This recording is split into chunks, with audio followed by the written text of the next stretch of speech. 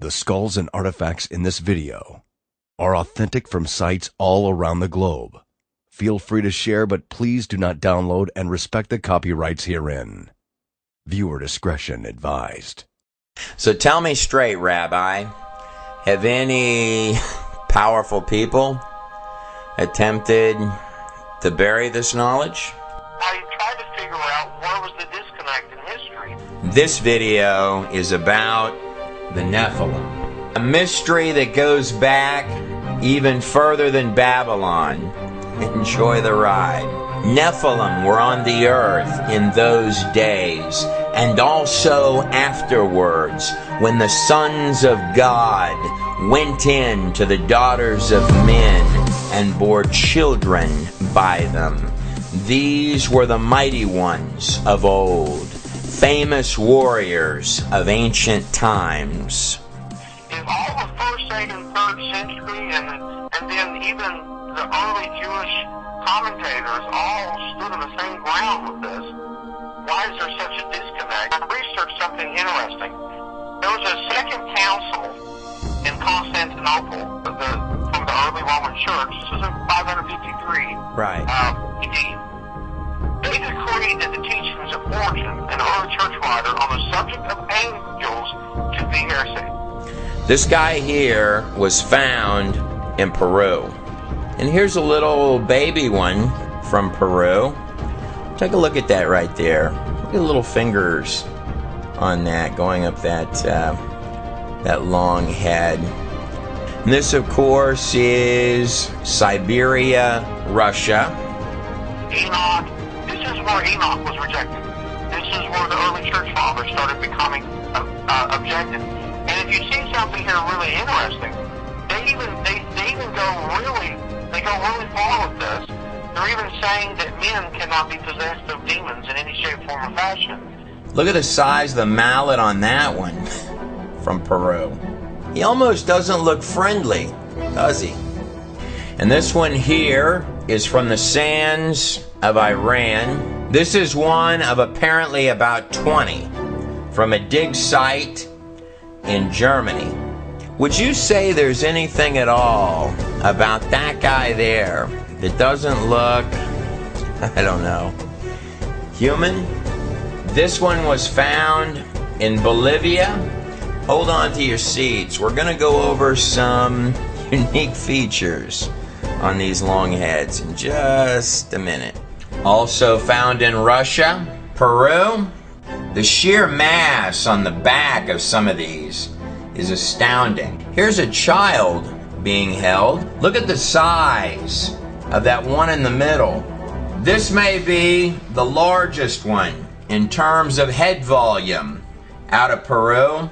Now we're really starting to leave the it looks human range. This guy here was one of 13 found at a dig site in Mexico. It's a biblical Hebrew text, and you start finding a lot of strange anomalies. You know, you read about giants when Moses sent the spies over into Canaan, and they described this land being filled full of giants.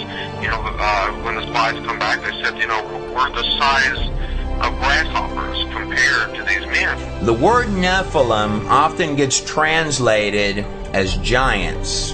It is true there have been actual giants in history. This is Robert Wadlow. He's the tallest man ever officially recorded in this modern time period at 8 feet 11 inches. This photograph was taken by Roy Chapman Andrews during an expedition to Mongolia in 1922. The image ran one time in National Geographic magazine. It was never published in the magazine again. Samuel's describing a guy with 6 fingers and toes, and he's not calling it a deformity. Now, you know, I've seen people with kind of a split toe, but it's a deformity. These are 6 working fingers and toes. I actually found an ancient picture from Babylon of a giant with 6 fingers and toes, and the giant is actually holding a lion, and he is so large that the lion is held like I would hold a cat. Like I'm saying, Trey, only if you're reading in the Hebrew are you going to see how deep this goes and how actually clear it is. It is curious where the trail can begin to lead when looking at ancient bloodlines. When talking about the word Nephilim, what we're dealing with is a little bit deeper and darker and larger in scope than giantism, a really tall guy, or your favorite basketball player. The term Nephilim became synonymous with giants because that's what they tended to be. It is by no means limited to that meaning. In fact, the word Nephilim is more of an umbrella term for the hybrid children, creatures of any high strangeness, which are actual flesh and blood, biological products of the B'nai Ha-Elohim, the fallen angels. Well, first, the word Nephilim is actually a plural from the Hebrew word nephal, fallen.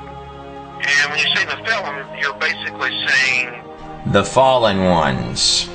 Genesis chapter 6, verses 1 through 2 says that when men began to increase the number of the earth and daughters were born to them, the sons of God. The term sons of God, or the B'nai Ha-Elohim, can mean angels, fallen angels, or, in the book of Enoch, the watchers. Sons of God saw that the daughters of men were beautiful, and they married any of them that they chose, and had children by them. So at this moment, without going off of any of the physical evidence, and before taking a really deep look at these skulls, or peering into the history, and just using the text alone, in any authentic text, whether you're dealing with actual angels or you're talking about fallen angels, these are not Hallmark card creatures. These are extremely powerful entities. Angels often get depicted in artwork with wings. Now, the Ark of the Covenant does have two cherubim depicted with wings over the mercy seat. But, key term here, these angels are representing the cherubim at the throne of God in heaven. But I can't find one spot in the entirety of the Greek or Hebrew biblical texts where angels, dimensional beings, B'nai Ha-Elohim, stepping through into this reality, had wings. From the angels at the tomb of Jesus Christ, no wings.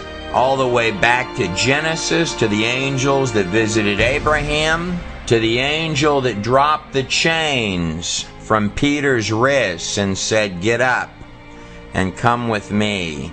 Every iron-locked door opening before their path, and soldiers seeming to fall by the wayside, unconscious. Peter had some clout with someone somewhere that night. The soldiers that had fallen asleep woke up to be executed the very next day. The truth is, there are wealths of these throughout the text.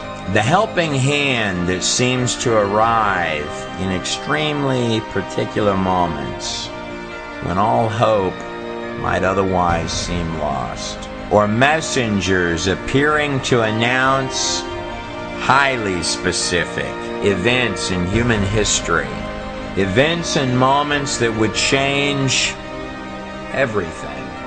You know, it almost reads like someone sort of guided how all this comes out. One of the most stunning discoveries of the 20th century is that the entirety of the universe is finite. That's actually extremely powerful knowledge. Reality can appear solid, but in truth, it's 99.9% empty space. The base framework of reality itself, at the deepest quantum level, is not made of matter, but of little statistical probabilities appearing wherever they need to appear next. Even the majestic ticking minutes of time itself are quantized at 10 to the negative 43 seconds. And every single three-dimensional particle pixel of this place is not random.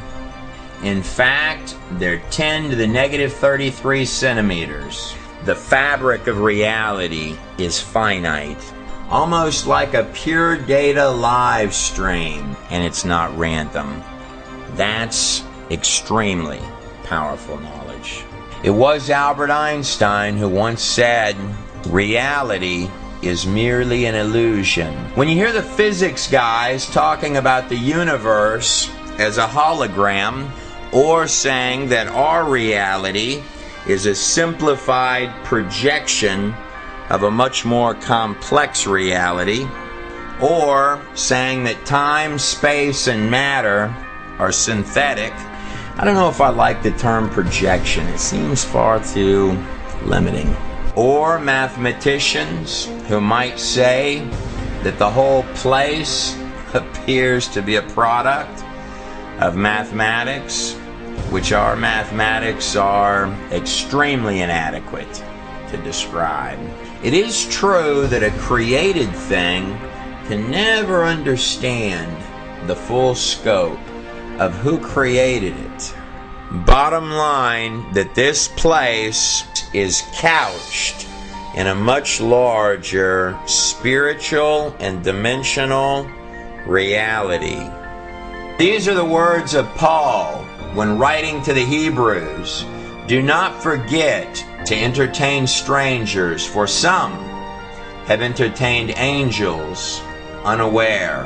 How can a spiritual being, an angel, or even a whole set of fallen angels, give actual birth to its own genetic line of anomalies? How can something spiritual, dimensional, interact with something physical? I'm not sure that the lines are quite that black and white.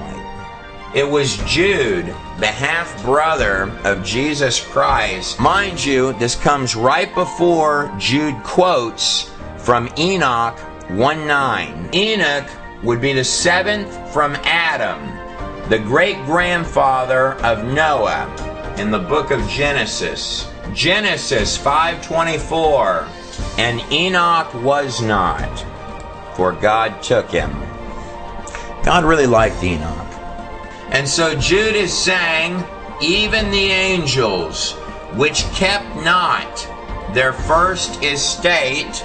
Angels there is talking about fallen angels. The term kept not their first estate has a dual meaning in that sentence. Not just that they left the heavens, but their physical bodies for earthly flesh and material bodies. Jude continues, but left their own habitation he hath reserved in everlasting chains under darkness unto the judgment of the great day. These are actual fragments from the book of Enoch, found in the caves of Qumran in Israel, dating anywhere between 100 to 400 BC. And of course, the most famous document and record to come out of those caves was this actual image of a scroll of Isaiah found in those caves, which had scholars literally holding their breath until they found out that every single word has an exact precision matching our current text that is uncanny. This applies to all of the Hebrew texts, by the way, even the Greek Jewish texts.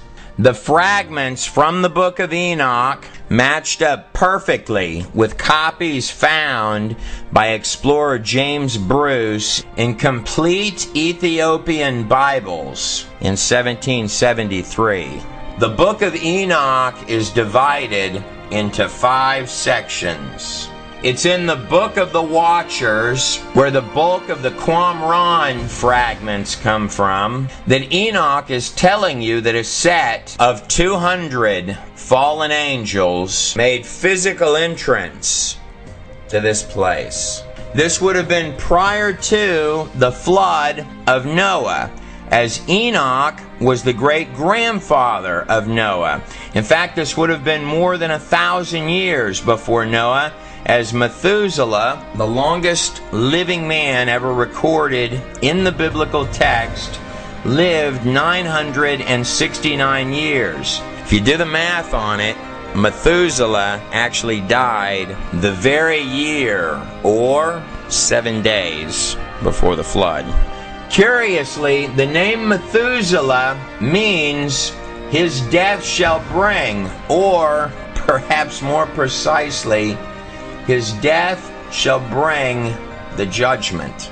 Speaking of strange skulls, skulls like this one here are what the archaeological community often refer to as Neanderthal skulls, like this actual image of a Neanderthal skull on the screen here.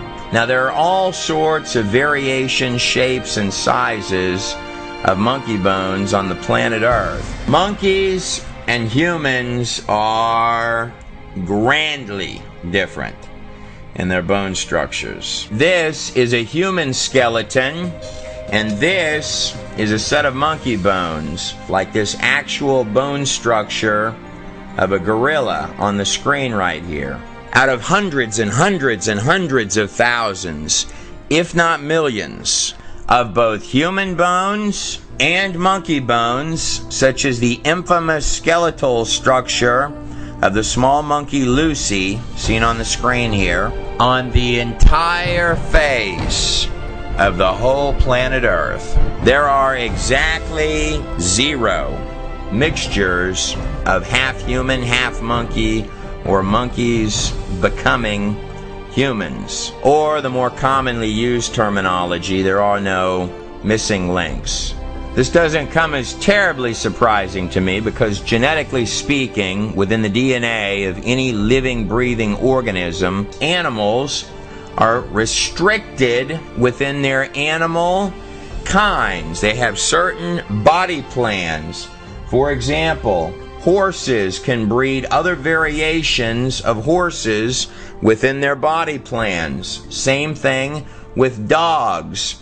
They can have subtypes underneath that body plan and variations, but dogs cannot breed rabbits or horses. Taking the genetics one step further, every living organism, its digital software coding, its actual DNA, is losing coding over time.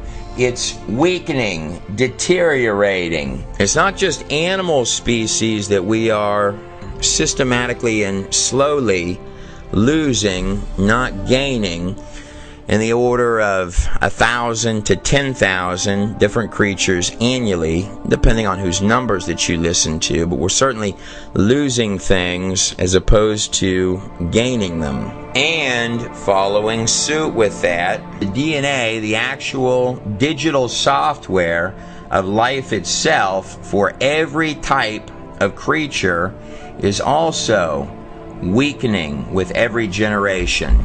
The same as would happen as if you make a copy of a copy of a copy of a copy of a copy of anything, you're going to see it weaken, not strengthen. A Neanderthal skeleton and skull is absolutely identical to a modern human, except for a few key features. The bones are thicker, stronger, more fit. Also, the wisdom teeth down here fit absolutely perfectly. These thick brows can vary in size from skull to skull. And a small detail that a lot of people may not know: the human brow of any individual, this bone right up here, continues to grow just ever so slightly through the entirety of a person's life. You may see on an old man's brow, he's got a very defined brow. So if you were to live 2 or 3 or 4 or 500 years, then that much larger brow that you see indenting up right there is precisely how your skull would look. When we peer back in history to our oldest written texts, we're finding redundant accounts of very long lifespans. In the biblical texts, most absolutely and definitely in the Sumerian kings list, as well as records covering what amounts to little more than settlements following the Great Flood, as is recorded here in the Epic of Gilgamesh, along with the extended lifespans, both before and briefly after the flood. This is the oldest written epic in the entire world. The actual records of King Gilgamesh of Uruk, one of the first kings following the Great Flood.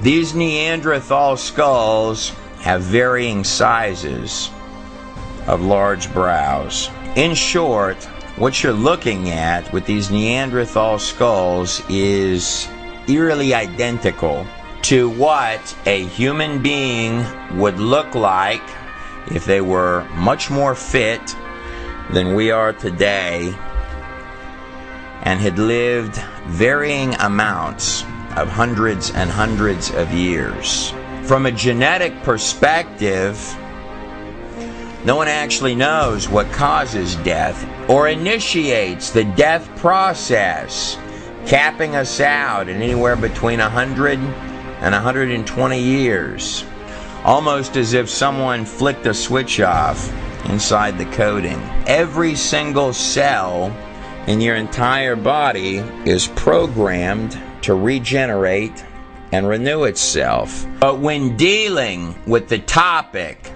of the Nephilim, we are by no means talking about elongated years and larger brows, stronger bodies and wisdom teeth that fit perfect like a glove, the extremely long years resting on the large brow of the forehead.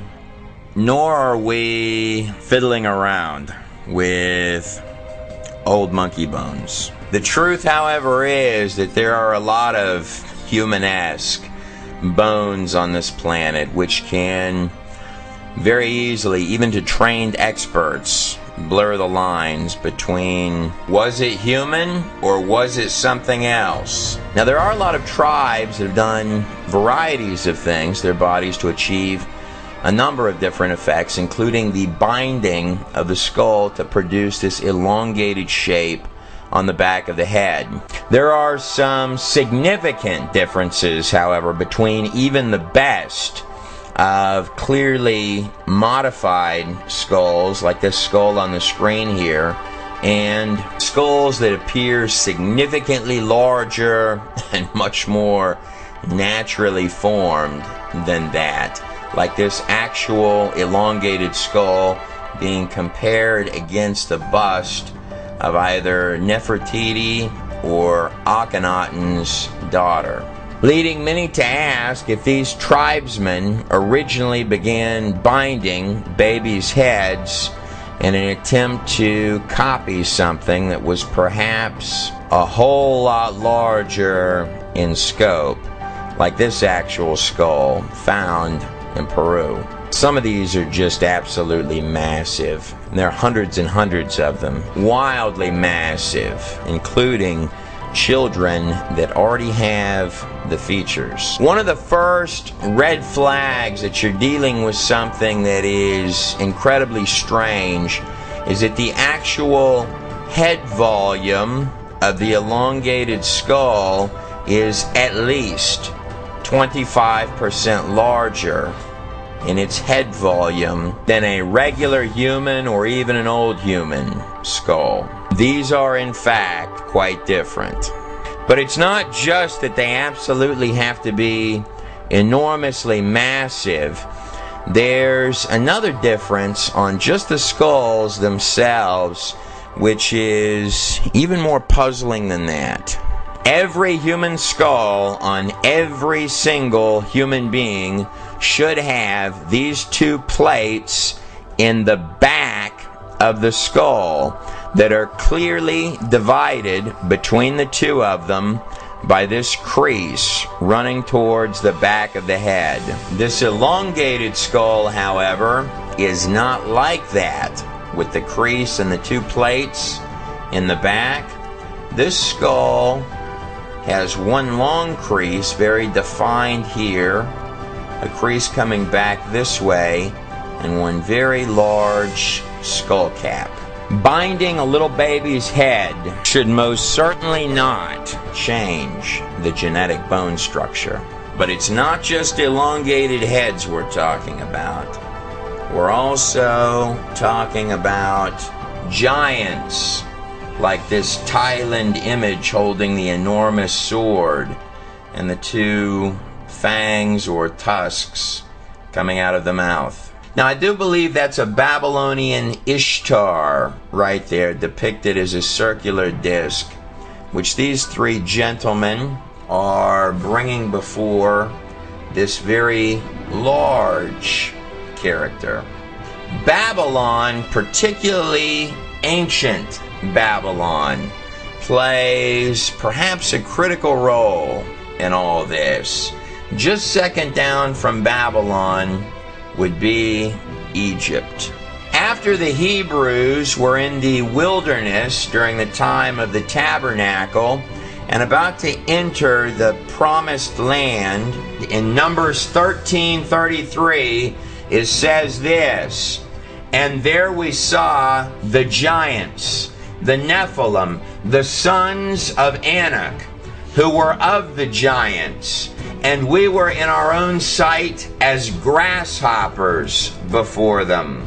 Now there are some tribes where God told the Hebrews, just conquer the people. And then there are other tribes where God specified, wipe them all out. As if there's some type of a gene pool problem, as is in the case of the Canaanites, the Raphites, the Ammonites, all of which are listed as giants. And then you've got other types of tribes, like, for example, the Amalekites. The first part of Amalekite means people. The second part of that, of Amalekite, it's an ancient word in Semitic languages that means vampire-like demon. These Amalekites were not human. And a lot of people believe that this is where the vampire legends came from in Romania.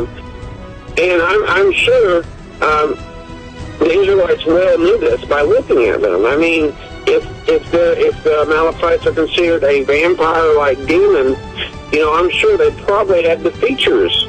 Deuteronomy 3:11.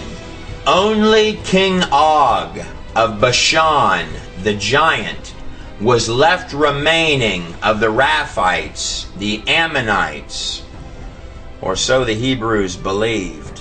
But the truth is, giants have been reported in archaeological finds all across the globe, particularly in the United States, which is what most every one of these news articles right here going down the screen are about.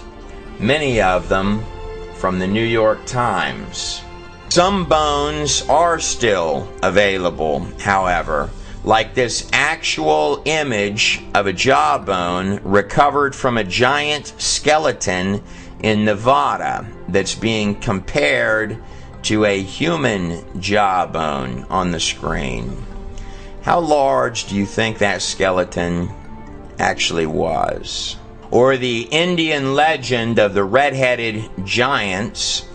Interesting about Indian legends, the symbol of the how is often said to ensure that the other guy does not have 6 fingers. or the famous serpent mounds in Ohio, where in the 1800s it's reported that skeletons of enormous giants were found around this site that has the shape of an enormous serpent that they mysteriously built, which can only truly be seen well from the air. Following the 1950s and the defeat of Nazi Germany and eugenics, same time period that Americans began pumping out movies about space invaders and men coming from other planets, and deeply religious views of the occult, such as those of Blavatsky, instrumental in the occult beliefs of Adolf Hitler himself, sort of take a sidestep into the shadows. Articles such as these begin to dry up and disappear in roughly about the 1950s. And the skeletons seem to vanish. Many make the strong case that the bone structures disagree with the political formulation of the theory of evolution.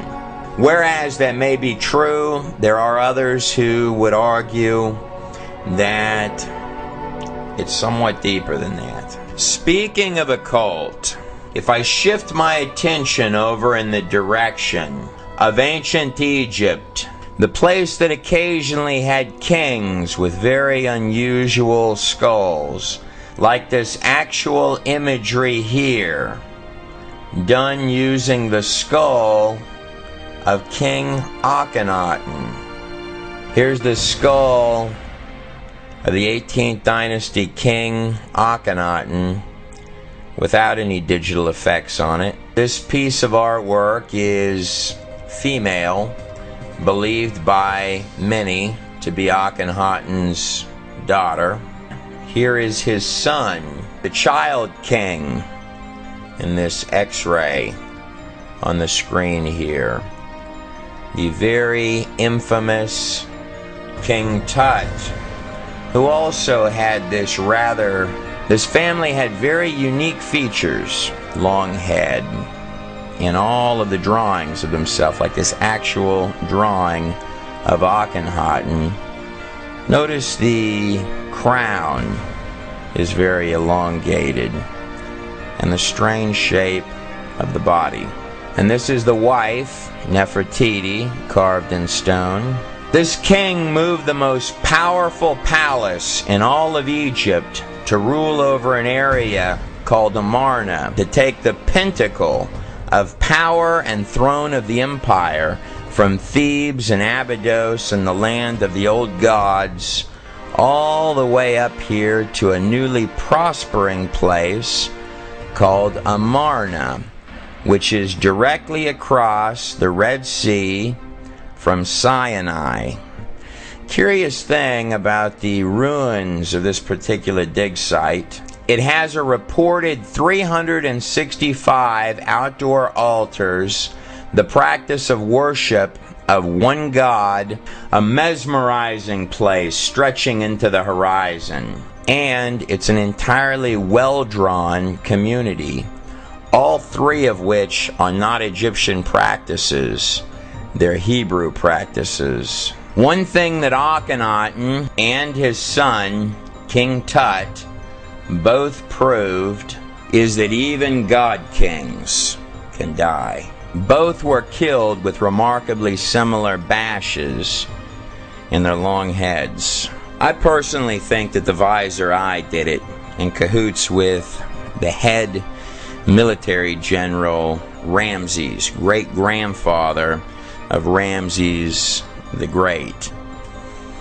But I wasn't there, and the statute of limitations has run out. Akhenaten, shown here with the serpent coming out of his forehead, and his son Tut were the final kings of the 18th dynasty, later giving rise to the 19th dynasty king, Ramses the Great. immortalized in this statue here, who many believe was the Pharaoh at the time of the Exodus. Mernptah, depicted here, standing next to Ra, with the disc encapsulated by the serpent. Mernptah was the next king to take the throne of Egypt after Ramses. He was also the 13th son of Ramses the Great. On his victory stele, depicted right here, makes a strange statement. The people of Israel is laid waste. Their crops are not. I have no idea what that means. Just because your dad, Ramses, hands you an empire, missing at least half of its army and all of its slaves, you can't go getting all bent out of shape about that. But if I am to hop way backwards in time, that 200 fallen angels recorded as having come in prior to the flood, which is really what's being referred to when you hear terms like mystery religion. Notice the star inside of the golden jewel-covered crescent.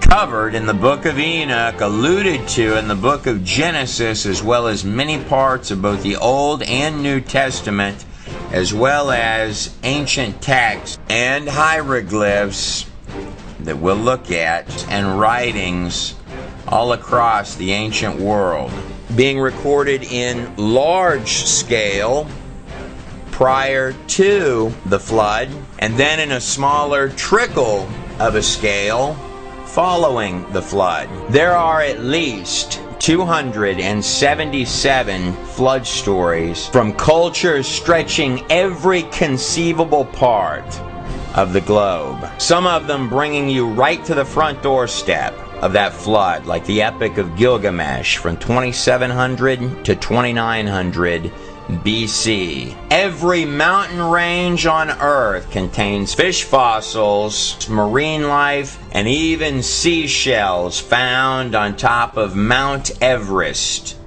in the Himalayas, extending to include mass beached whale graveyards, turning up in the middle of deserts, like this classic example here of the mass whale graveyard in Chile, the most arid desert in the world. And here's another whale dig site from the other side of the globe in the sands of Egypt. Look at the size of that whale buried in that desert there.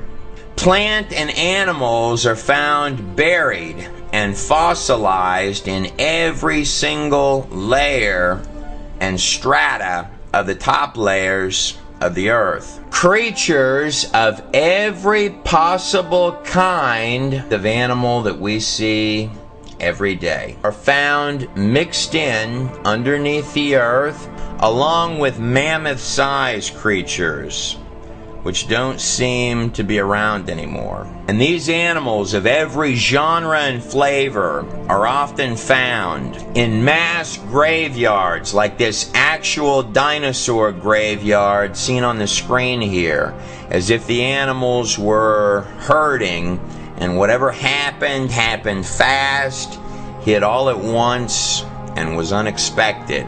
Strangely, when dealing with strata, it is sifted by sediments exactly as one would expect. If there were a lot of water pumping around on the surface of the ground, one of the enormous challenges of dating anything is that you have to know what the pre-existing conditions were.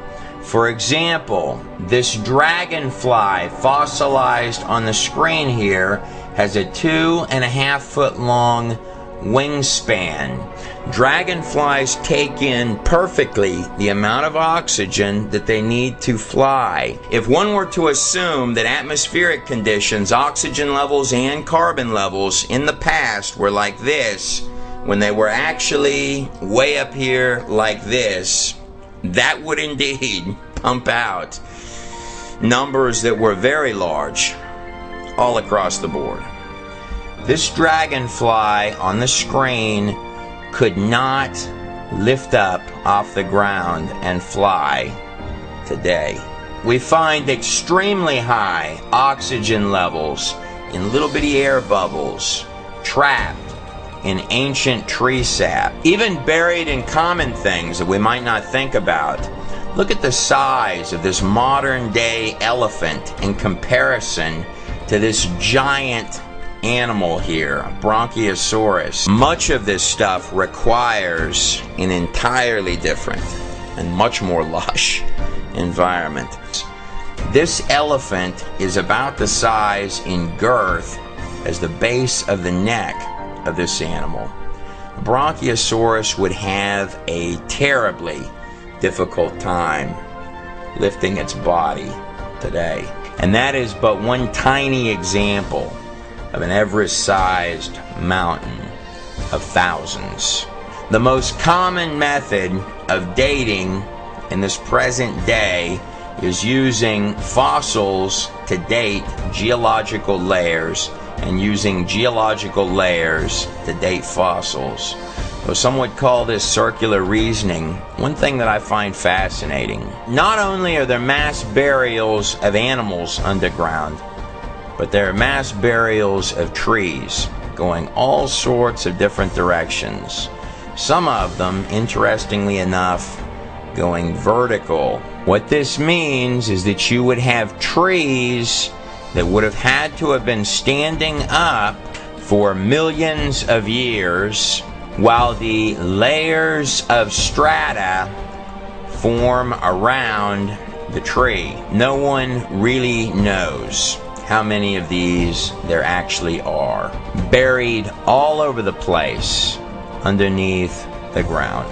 This is believed to be the oldest living tree on Earth. Its name is Methuselah, and its age is believed to be 4,840 years old, give or take, which is interesting because if you're using the Septuagint or the Masoretic texts, and even using Gilgamesh as well as the Sumerian Kings list as a reference point, you're going to come up with a flood date a pinch more than 3000 BC, maybe a few hundred years more. And old Methuselah would have been born just a little bit afterwards. I wasn't there, but I know this, that enormous whales really should not be turning up in deserts, and thousands and thousands and thousands of seashells should not be backpacking through the Himalayas. Trees don't generally stand up for tens or hundreds or millions of years while layers of sediments build up around them. I'm thinking that maybe real big flood did it. Occasionally I'll hear commentators state that ancient India is tens and tens, sometimes even hundreds of thousands of years old. And I've tried to chase the rabbit trails on what they mean by that. It's not just India. You'll find this pulling dates out of thin blue sky, particularly in media stuff, a lot. I can't find what they're referencing. The empire of India began following the death of Alexander the Great in 323 BC. You begin to see the rise of the first empire of India, the Mauryan dynasty. Going back even further into the Far East, the rise of the first dynasty of ancient China, the Jia dynasty, its inception at 2000 BC, bringing us full circle to our first empires, which would rise right down here in Mesopotamia, where Babylon would become, and the ancient city of ancient Uruk, where Gilgamesh ruled. Land of the Star, which is rested inside of the crescent. Babylon and Egypt, the two opening players of occult empires right after the flood. And then dropping down right over here, following alongside the Nile riverbanks, where Egypt would become, and where step pyramids and the first attempts at actual pyramids would begin to rise. Under Djoser in the 3rd dynasty of Egypt, about 2600 BC, land of the Eye of Horus, and disk between the horns of the most ancient Hathor, both stretches of land dropping down along the fertile land, the so-called cradle of civilization, where little bitty settlements would begin to take shape, with your first tiny fortified cities like Uruk in roughly 2900 to 3000 BC.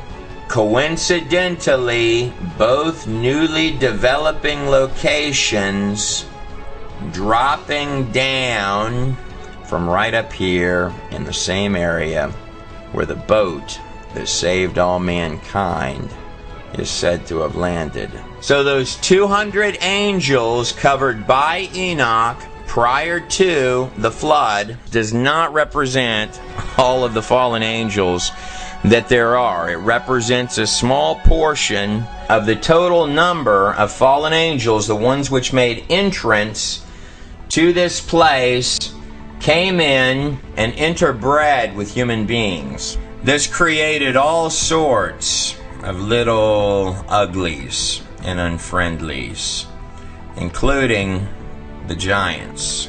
There's also indications in the text that this wasn't necessarily voluntary.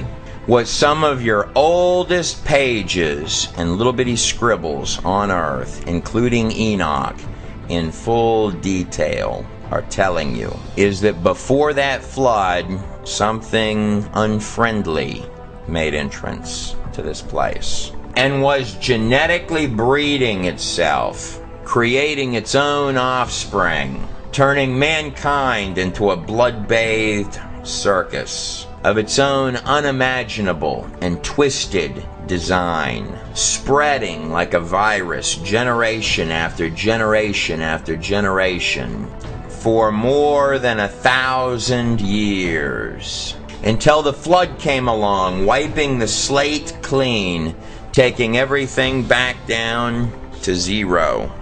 But then afterwards, another little bitty door opened, and perhaps what was in the past might slowly creep its way back in for a final show. It's my extremely strong opinion that the bulk of the hundreds of truly strange bones and enormous skulls, unlike man, in this video came after the ancient flood. Nephilim were on the earth in those days and also afterward. Genesis 6:4. Breeding generations. Look at the scope of the size of this child's head. And then breeding even more generations. The size of the eye sockets are enormous. Moving up this large skull. And then dropping down to breed some more generations. And here's another little baby one. And then breeding even more than that. And look at the eye sockets in comparison to the size of the skull atop that tiny skeleton. Enoch 7:3. And when men could no longer sustain them, the giants turned against them and began to devour mankind. It really is absolutely astounding. It's almost impossible to believe that what you're looking at really is real. This one commonly gets called the Royal Redhead. A special thank you to Brian Forrester,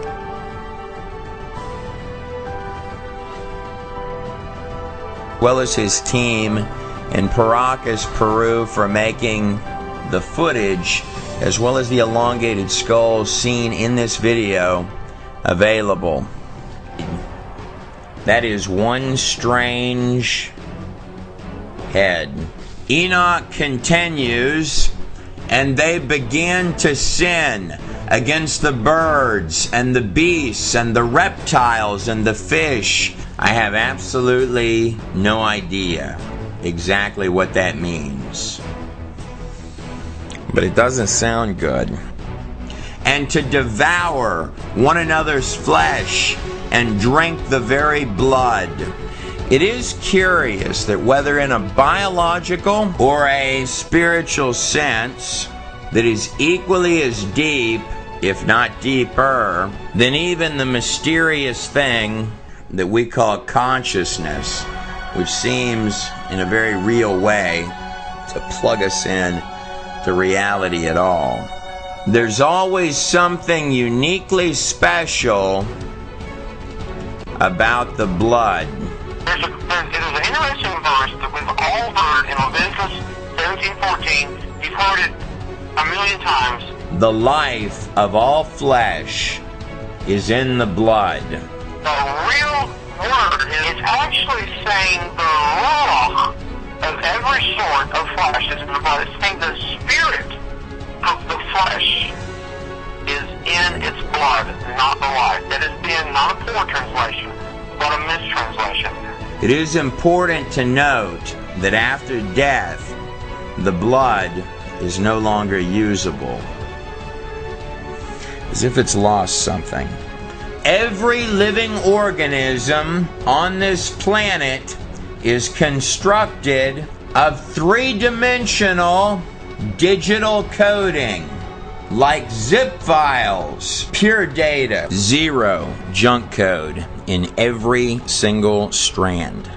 Tit for tat, line for line, which opens up click by click by click to become a living biological organism. All of it fitting together like a perfect glove. And deeper inside the genome, the framework of pure biological software and precision operating system, file folders containing actual body plans, digital instructions, coordinating every strand, every cell, every little bitty part, pulling the molecular fabric of every piece together to create a biological masterpiece, literally written, birthed into reality itself from scratch, and seemingly plugged in to neurologically and consciously control every single system of the entire biological masterpiece. It's not just consciousness, the intangible controlling the tangible, which is a paradox. The living blueprint for what you call you is alive in every single drop of your blood. One could quite easily come to believe that there's something a lot larger in scope going on here. It does say in Genesis 1:26 that God Himself created mankind in His own image and likeness. It's a powerful statement. when you're dealing with the ancient past, or things which may even boggle the minds of trained physicians, let no detail, no matter how seemingly trite, slip through the fingertips. To truly understand Babylon and the time periods lasting to this modern age, the more recent past from which these skulls likely come, one could easily make an extremely strong case that we are merely infants running loose in very short-term little bodies, biological machines, through which we peer out consciously into this thing that we call the material world, built and constructed right out of thin air by digital coding, light years more sophisticated in each and every single strand than all of the computer software made by man combined, all the way back to the very first computer. What the pages of Enoch are saying, as well as the Hebrew texts and cultures all across this globe, is that something has tried to plug itself in and insert itself into all of that. Enoch is not just talking about a set of very dark, fallen beings and producing their own hybrid children. It goes a lot deeper than that.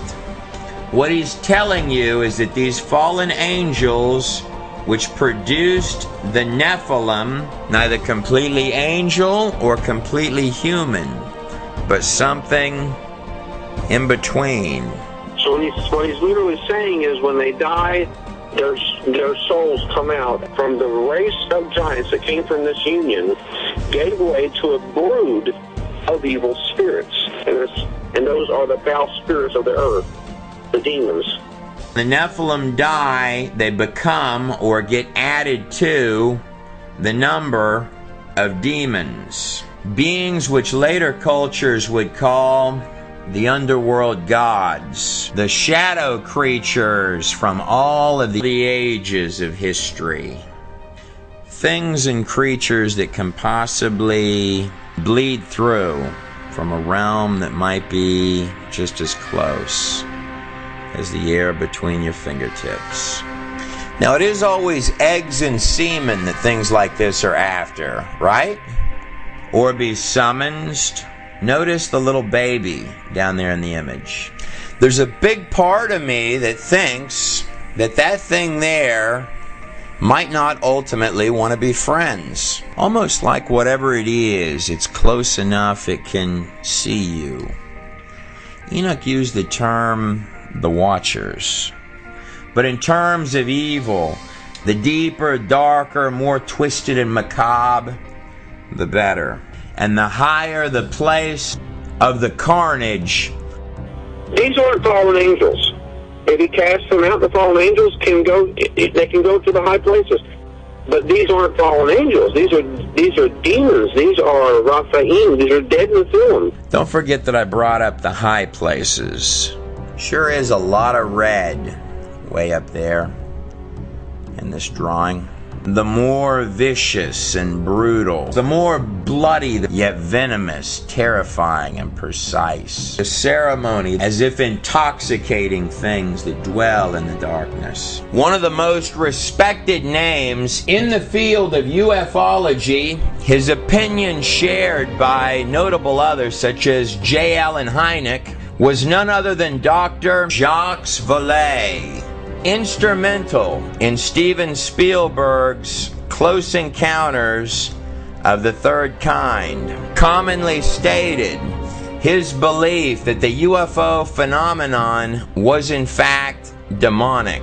Human beings are under the control of a strange force that bends them in absurd ways, forcing them to play a role in a bizarre game of deception. Was Aleister Crowley, a self-proclaimed black magician at the top of a great many of the most predominant secret societies, to give the first drawing during the 20th century of one of these large-headed entities, a character that Crowley claimed stepped through into physical reality. This entity would ultimately become what Crowley would describe as a spiritual guide to him after an extensive battery of very intense black magic rituals. You may find some similarities between Crowley's drawing and thousands, if not tens of thousands,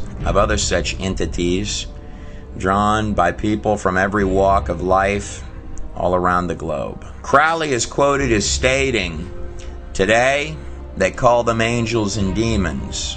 Tomorrow they'll call them something else." The UFO phenomenon simply does not behave like extraterrestrial visitors. It actually molds itself in order to fit a given culture. John Ankerberg, John D., the head intelligence officer under Queen Elizabeth in the 1500s. He would do the deepest of interlayer occult rituals, popularizing such ideas as the crystal ball, alchemy, and the philosopher's stone. These long hours of ritual occult on behalf of the Empire of England were done with fellow black magician Edward Kelly. Kelly would ultimately leap to his death from a castle tower window. John D., however, would go on to catalog extensive lists, meticulously detailing out a vast array of entities, which he claimed not only could communicate, but could also physically step right through into the material world itself. Though the public position and statement of the Empire was that D was communicating with angels, D's diary, discovered following his death, told a different story, recording that the entities were becoming more and more evil. Notice the serpents, stating more and more emphatically, "These things are lying to me.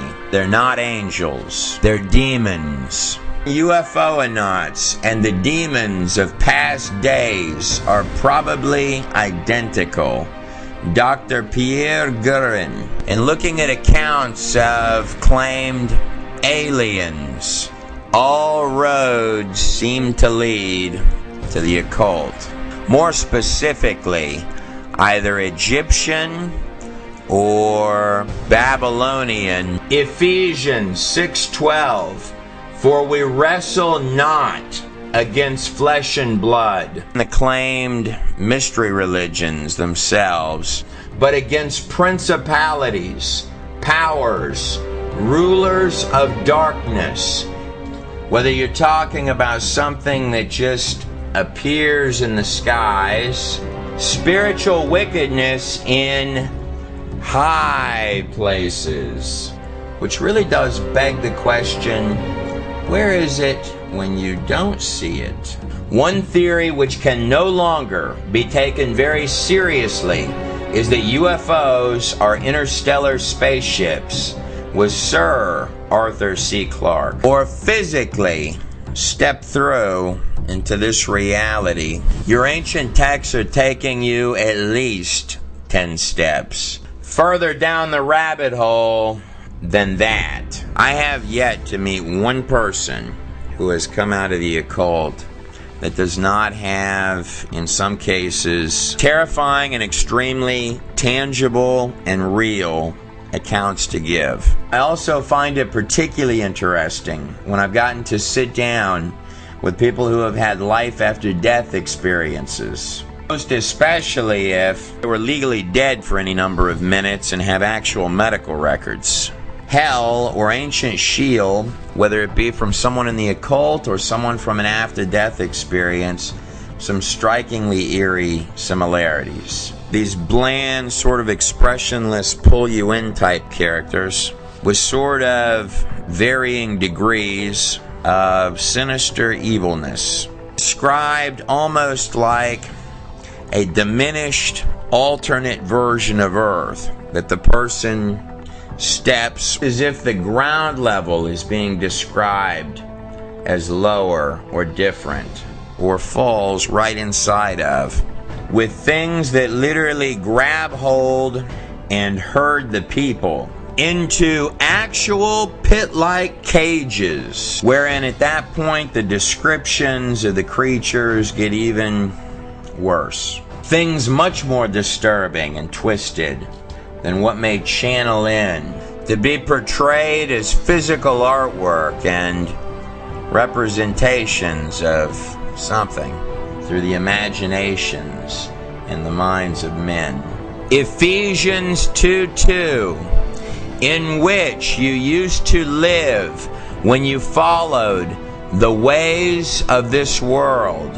What fascinates me is when people look up and they describe, and the ruler of the kingdom of the air, like these sky city type of apparatuses, this spirit who is now at work in the sons of disobedience, sort of hover in a murky or black, dark, scarred horizon. Whether in personal accounts or even in Enoch, you get these hints of things that are in the air and things that are moving.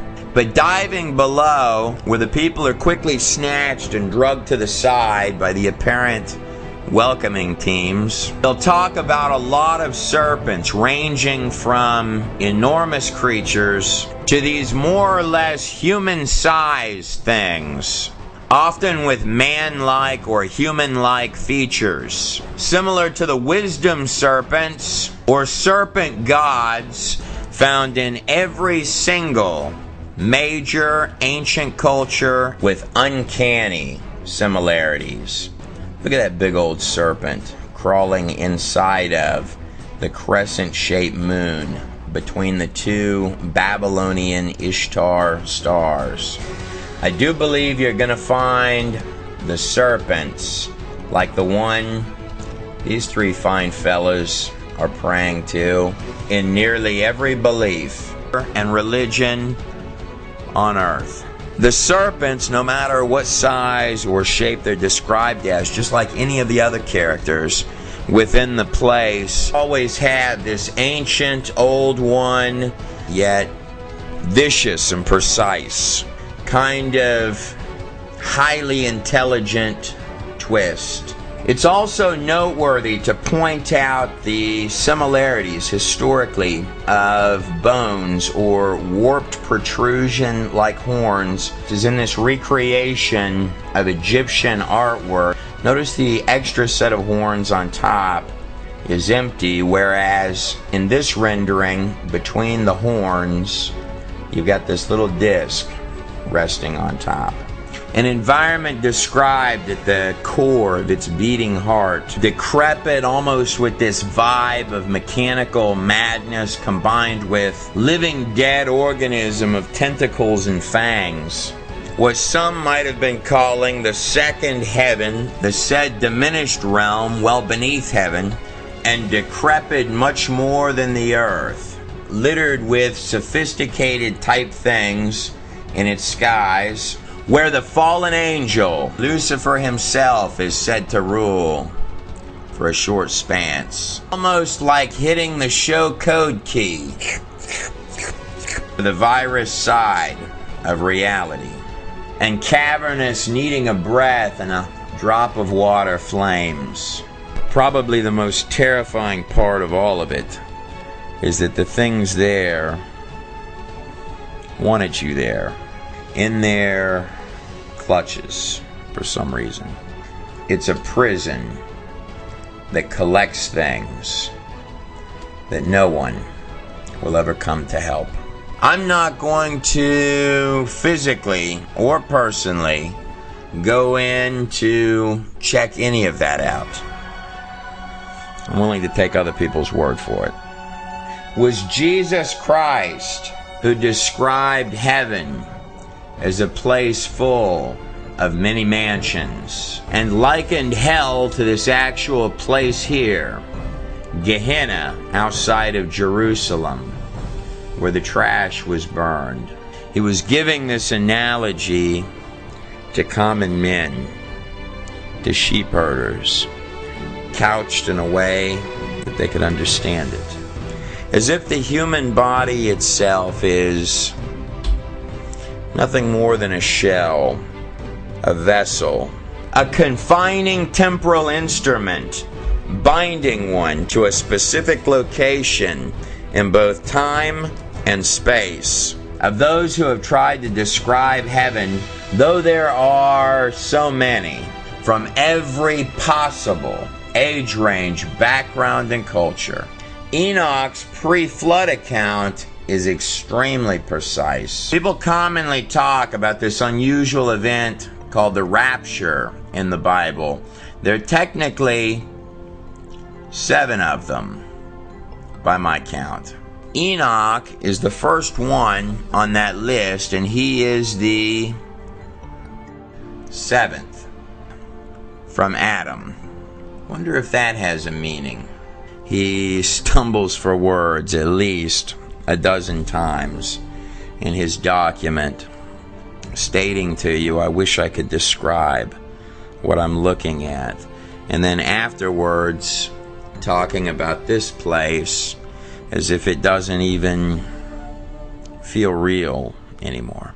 Now, to understand these things called Nephilim, or the origins of physical evil, important to recognize the entire scope.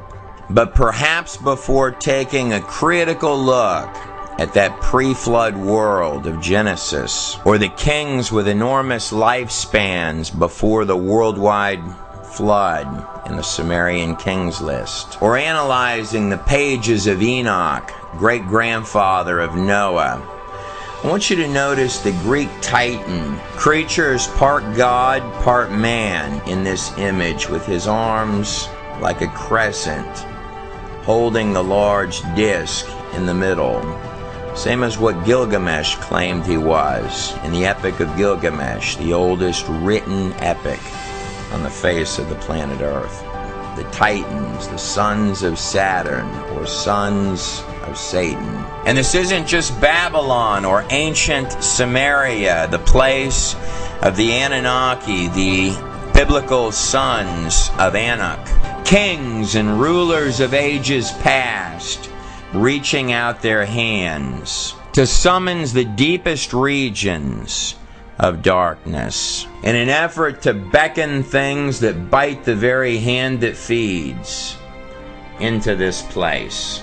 The sacrifice of little children, deeply seated, derangement, shedding of innocent blood to Moloch or Baal, working darkness into a frenzy, playing the drums louder to drown out the screams, almost like a virus reaching out to grab its own desires through an extremely naive host. To mass ritualistic human sacrifice, notice up here above that the serpent is waiting.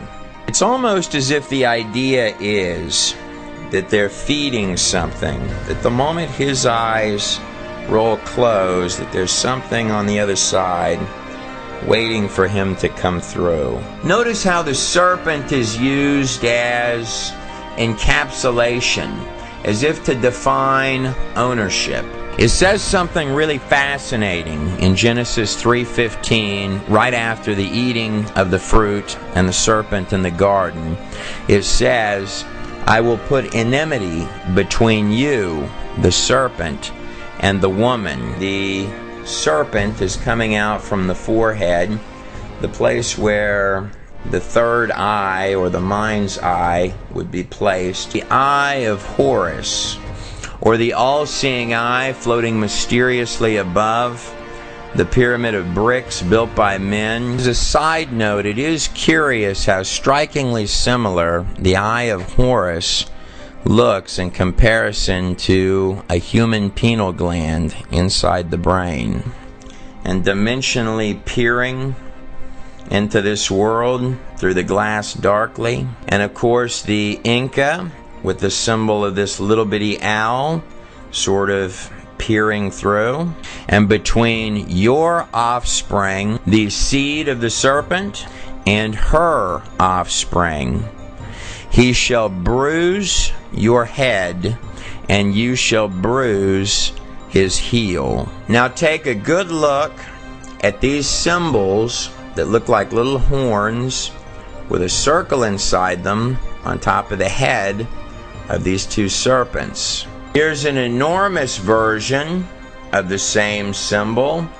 You're going to find quite a lot of these in ancient Egypt. Perhaps quite often on the head of an Egyptian goddess, and there's the little serpent. But it doesn't always have to be represented like that.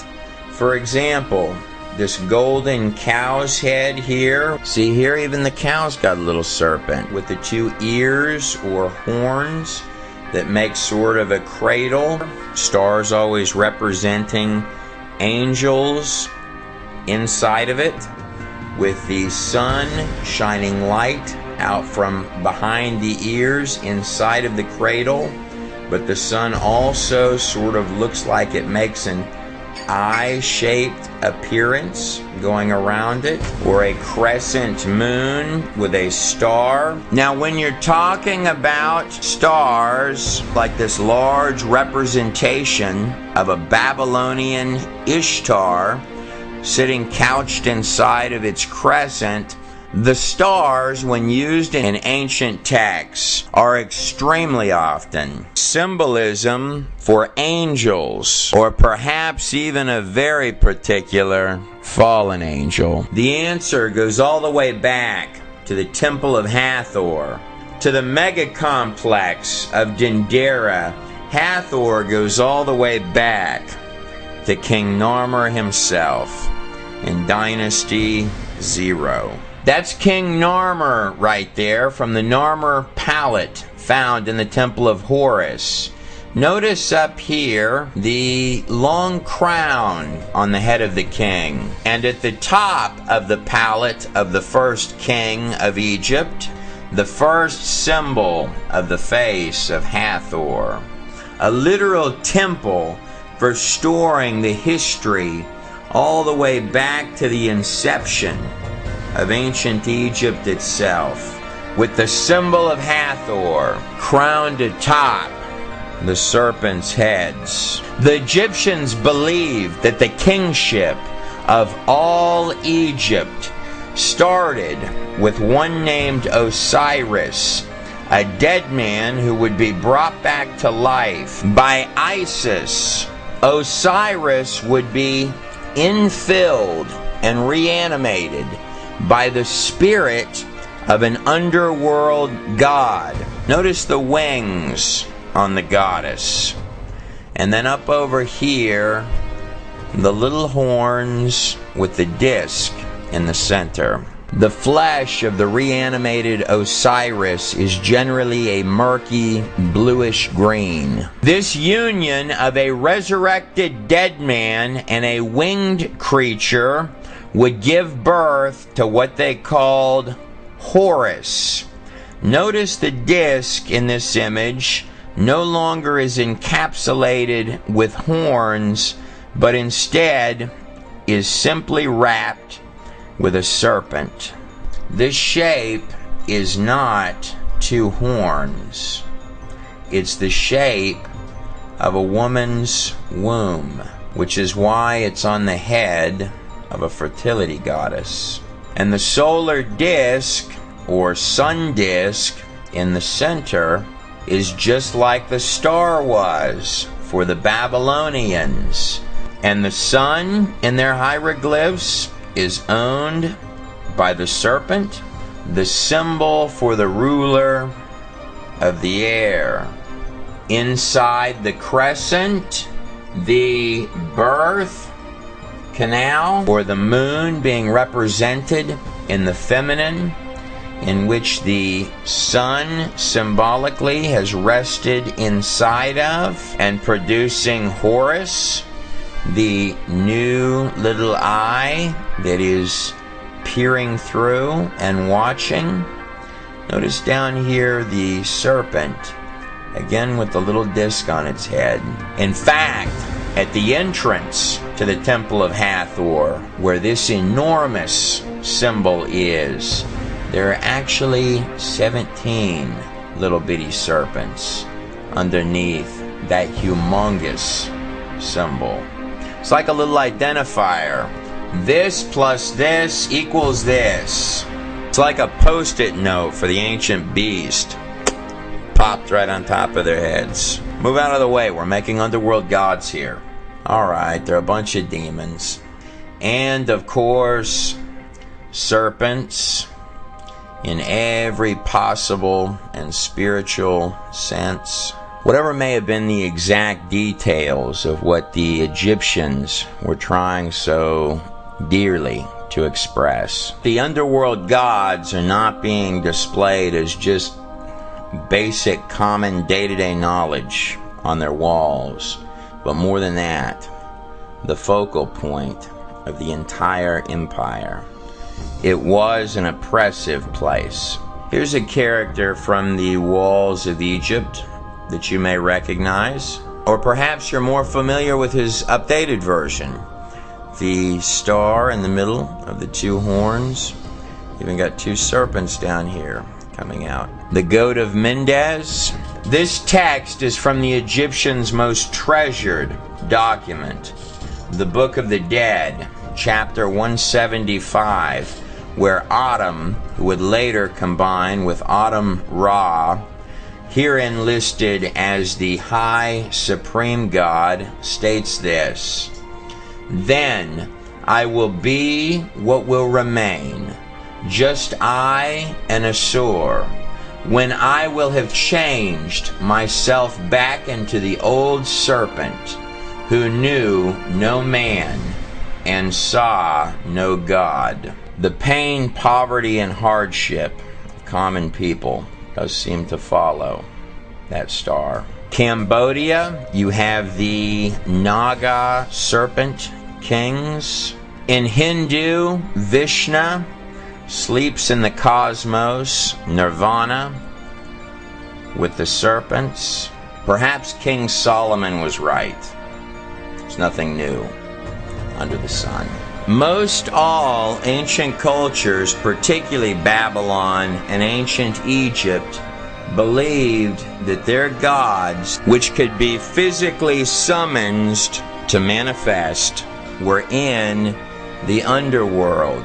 When you hear Luciferians and occultists throughout every age talking about the ability to summons little spookies, things that most certainly do not have your best interest at heart, or entities, very tangible things.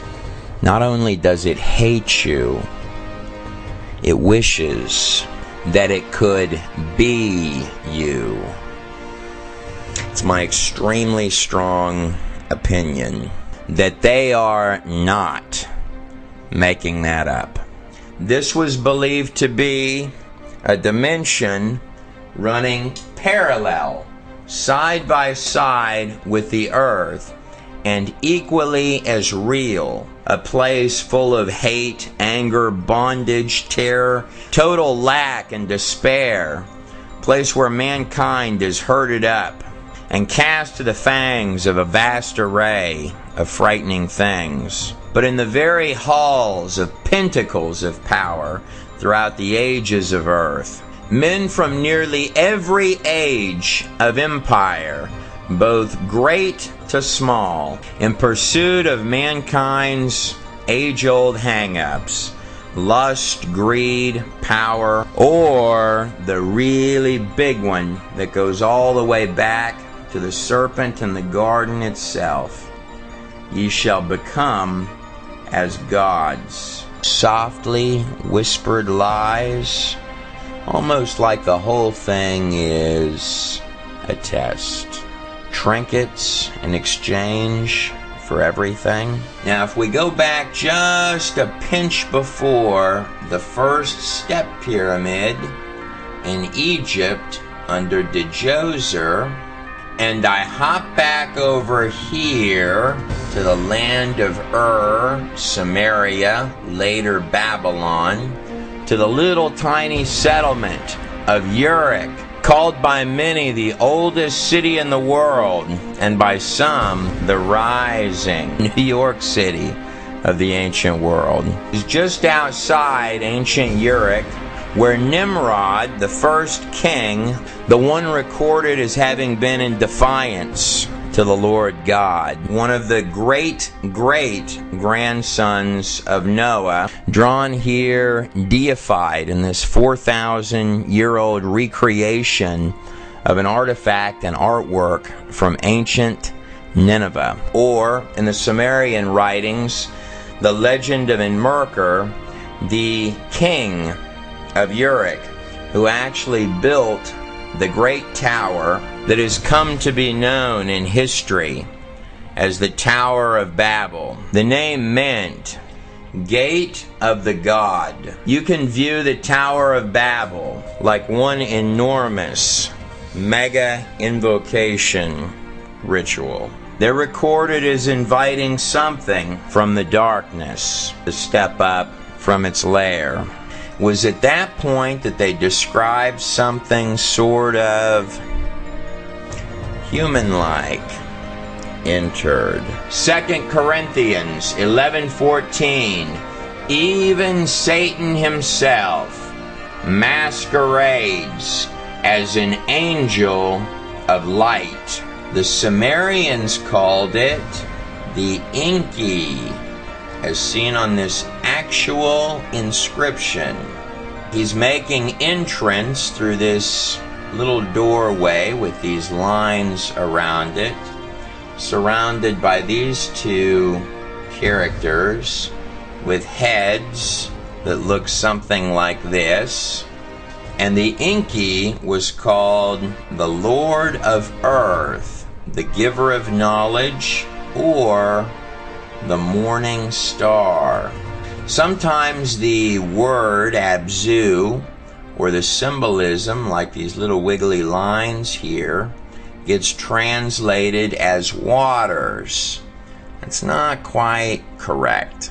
The word Abzu means abyss, which is where the Enki, being summoned here, is coming forth out of.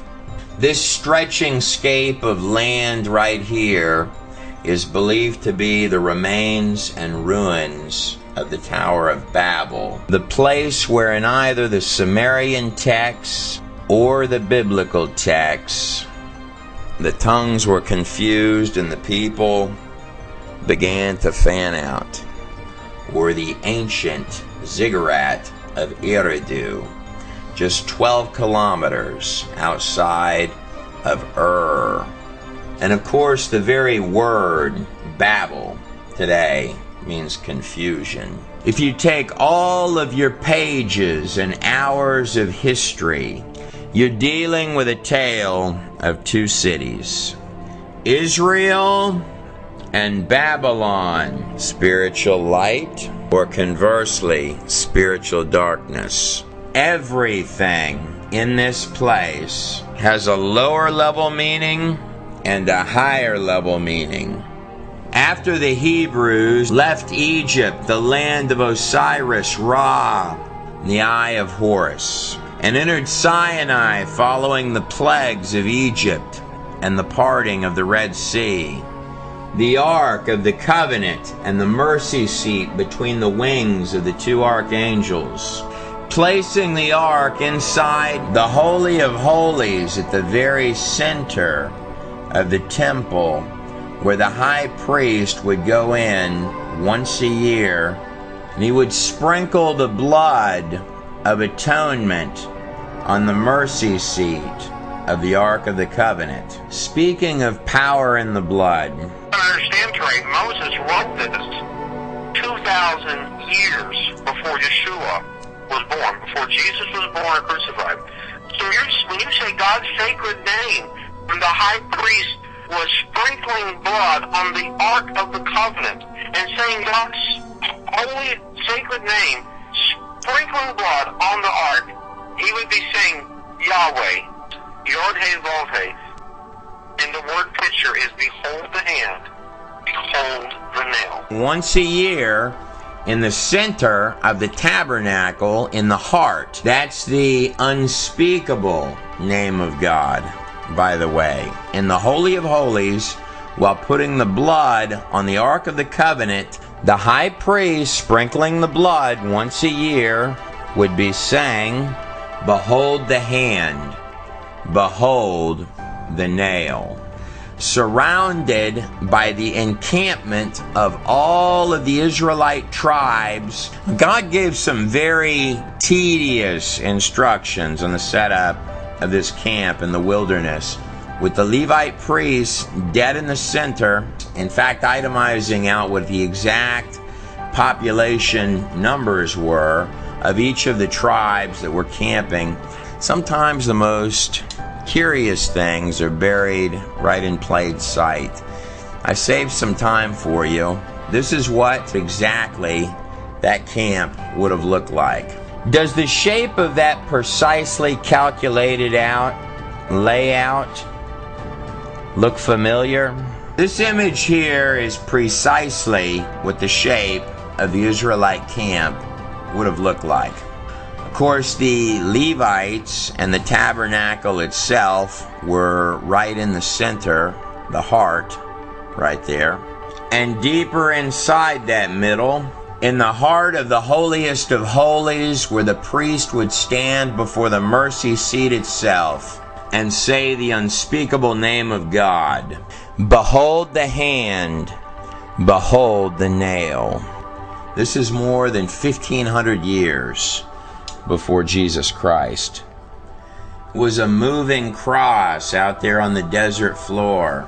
That would have been so mesmerizing to have seen looking down with all the little campfires going from the sky at night. Let's see if we can take that a step deeper. Curiously, if you take the names from Adam all the way down to Noah in the book of Genesis, and you look at the root meaning of those names, this is what it reads: man, appointed mortal sorrow, the blessed God shall come down, teaching, his death shall bring the despairing rest and comfort.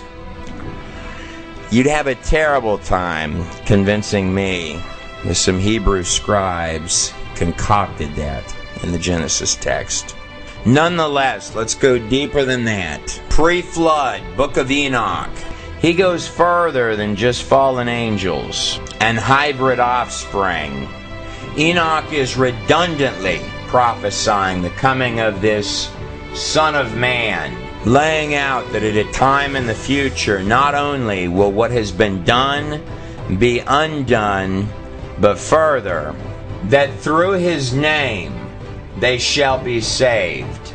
There are at least 365 extremely specific prophecies of the coming of that child and the sacrifice of a Savior. The Passover began before the final plague in Egypt, before the Israelite slaves marched out of the largest empire on earth, fulfilling every single rule of a Passover sacrifice, no less. And before the final plague of Egypt, they were to put the blood of the Passover lamb on their doorpost.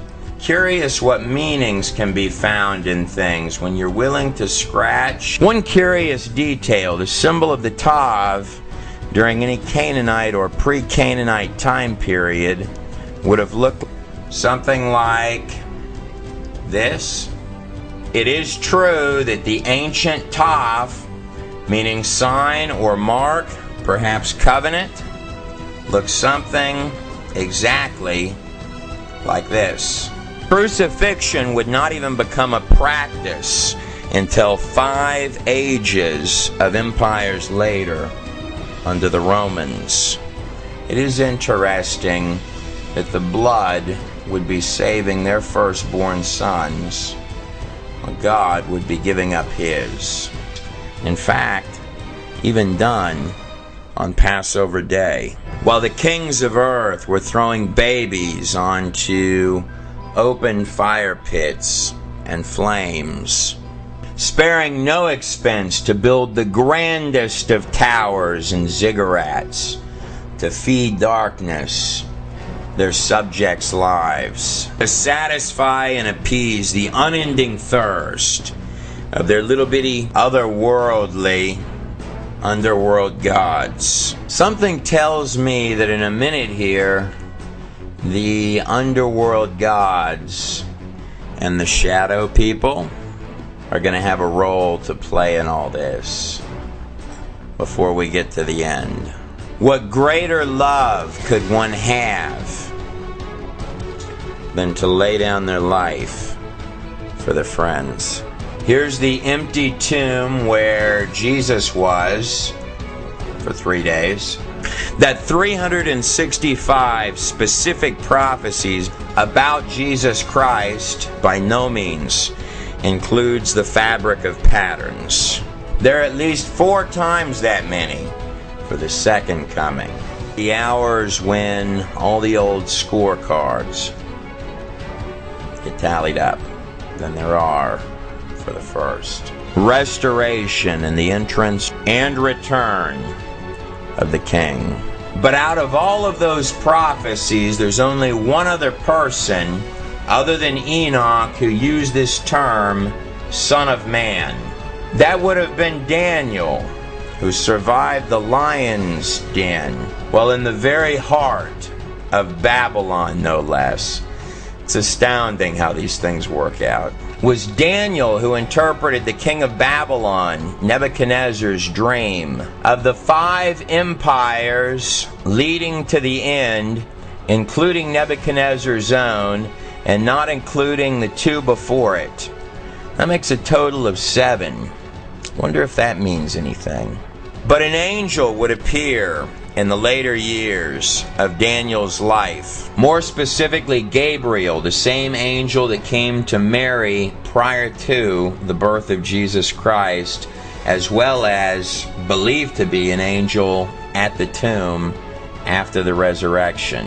And not only give him a tit for tat, sentence by sentence, line for line walkthrough of coming history, and we know that none of that precision was done after the fact, because the Septuagint, which included Daniel, was put together under Ptolemy during the 3rd century BC, as is seen in Daniel 11, beginning with the kings of the north and the kings of the south, the Seleucid and Ptolemaic empires, predicting even the unlikely rise of the little-known underdog, which would later come to be known as the Empire of Rome. Those are some really impressive guesses, but by far the most impressive of the entire bunch is that Daniel would predict the exact day and date that Jesus Christ would enter the front gate of Jerusalem on the back of a donkey, fulfilling Zechariah 9:9, that the people rejoice as the king cometh on the back of a foal donkey. This would be the 10th of Nisan, or more precisely, April 6th, 32 AD. 4 days before the crucifixion. Daniel is giving you the exact starting point. Daniel 9:25 states, "Know and understand this, from the time that the word goes out to restore and rebuild Jerusalem until the Anointed One, the King, comes." The date that a Persian king gave the decree of Artaxerxes on March 14th, 445 BC, to restore and rebuild Jerusalem after the Persians had defeated Babylon in exactly the way, by exactly the guy, Cyrus, that Isaiah had predicted 200 years in advance. Countdown leading to the precise day, and writing this more than 500 years in advance. It brings new meaning to when Jesus Christ told the Pharisees, "You think that in those scriptures you have eternal life, but it's those very pages that speak of me."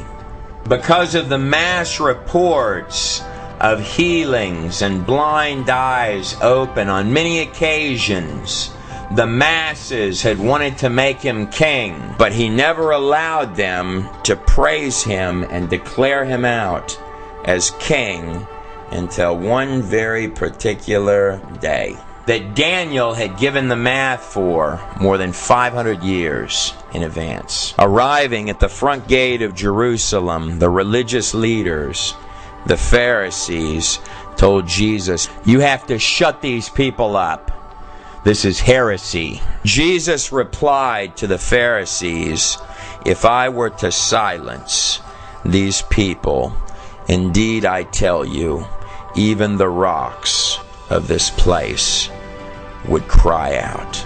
If you do the math from the decree of Artaxerxes to the triumphant entry, this point here, 69 times 7 times 360, using the identical calendar system of the ancient world, most especially Babylon, making provision for the 24-day difference between March 14th and April 6th, as well as your 116 days added in for leap years, you're going to come up to exactly 173,880 days. On the money.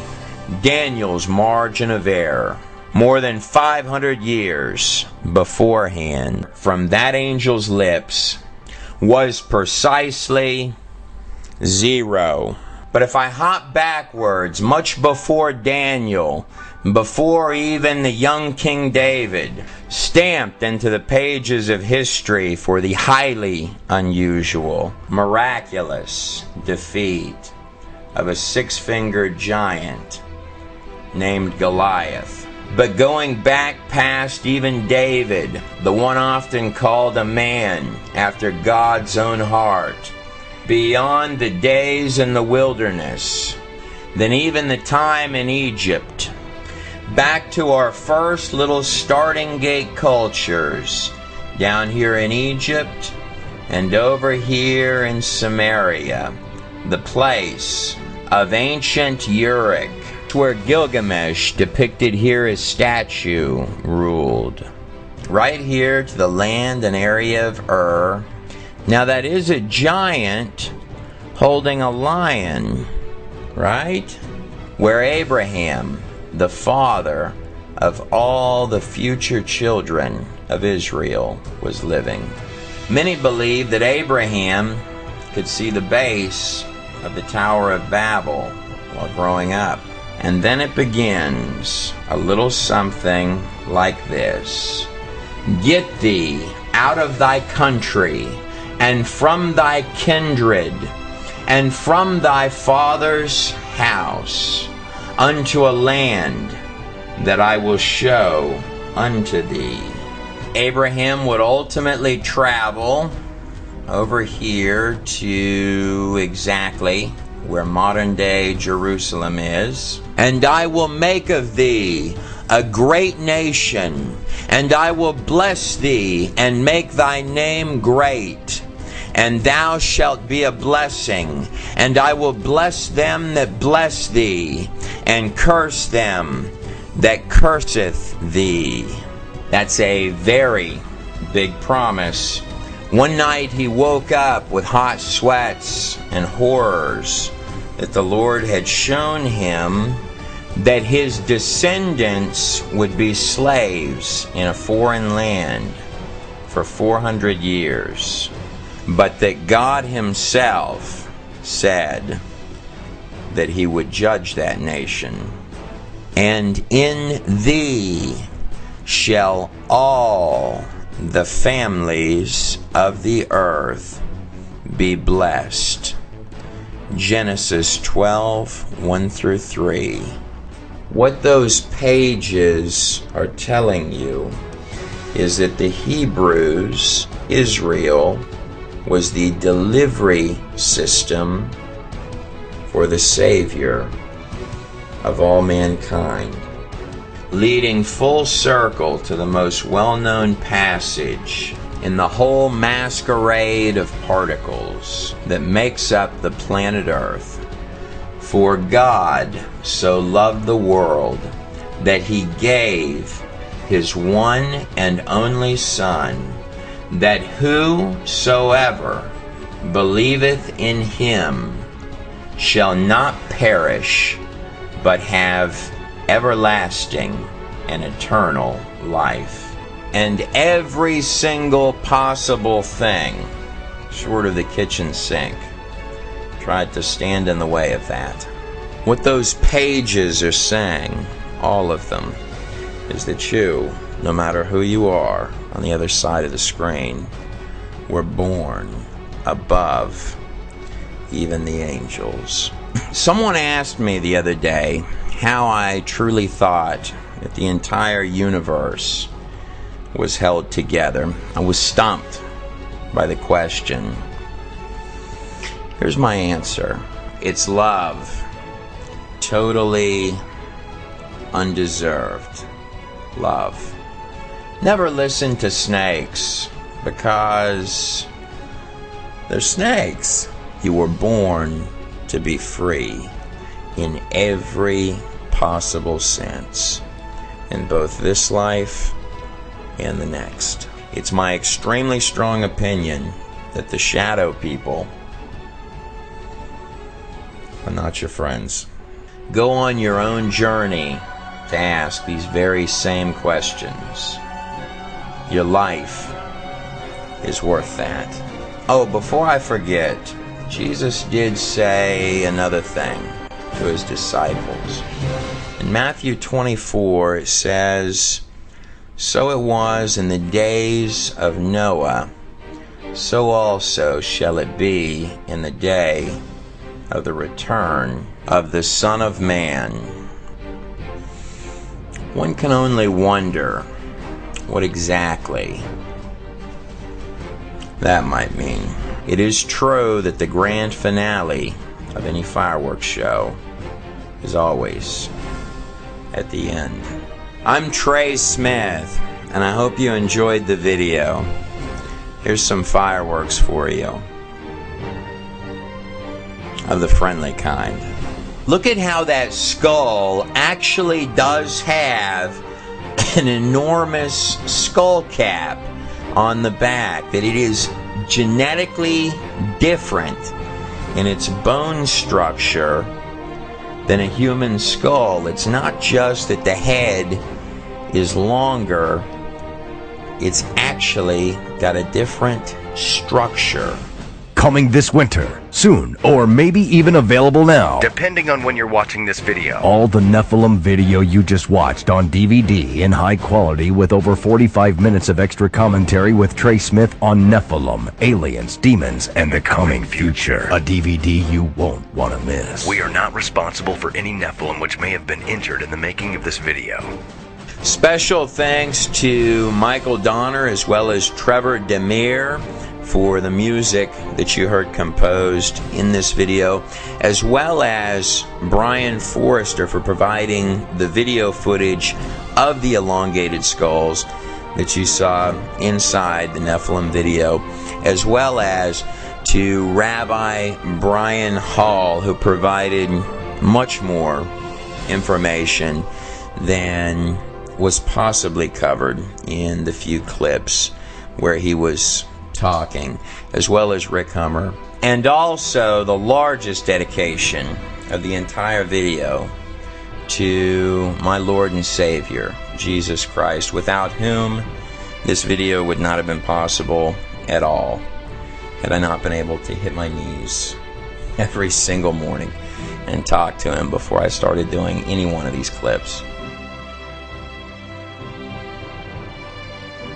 You just watched The Nephilim by the God in a Nutshell Project. Stay tuned. I've got a few more things tucked into the back of the video for you. Click the subscribe button. It's found right down here on your YouTube screen. There's a lot more to come.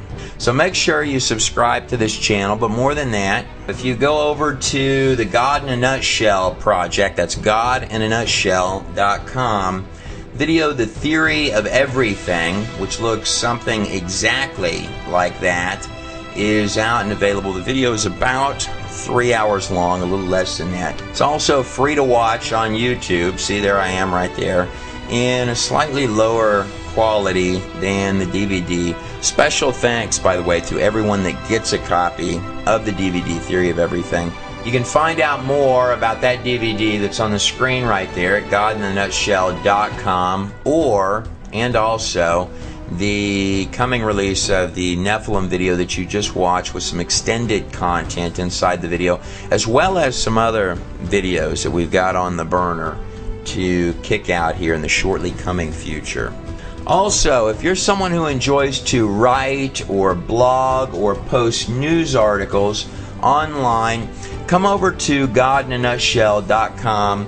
We're looking for writers and bloggers, so come on over to the website and post a submission to become a writer on godinanutshell.com. And I am the author of Thieves, One Dirty TV Pastor and the Man Who Robbed Him.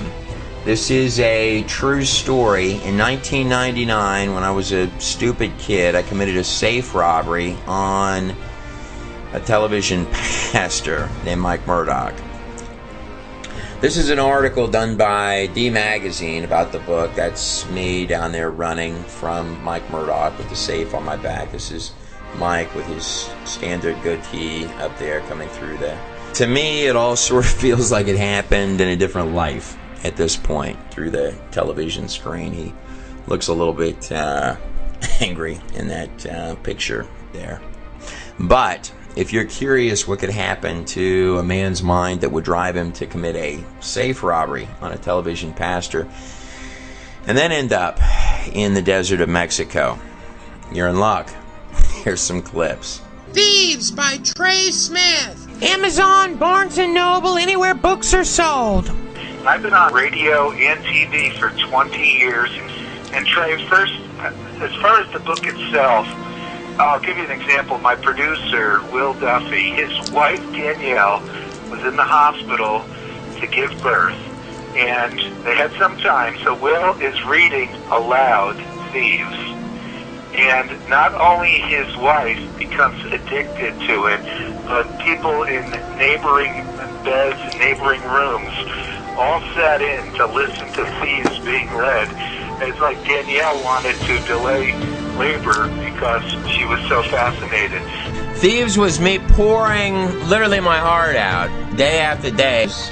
These were all written in a jail cell, and guards used to pay me when they were on shift. They would give me extra lunch trays to read them this book. So Thieves was originally paid for with jailhouse lunch trays.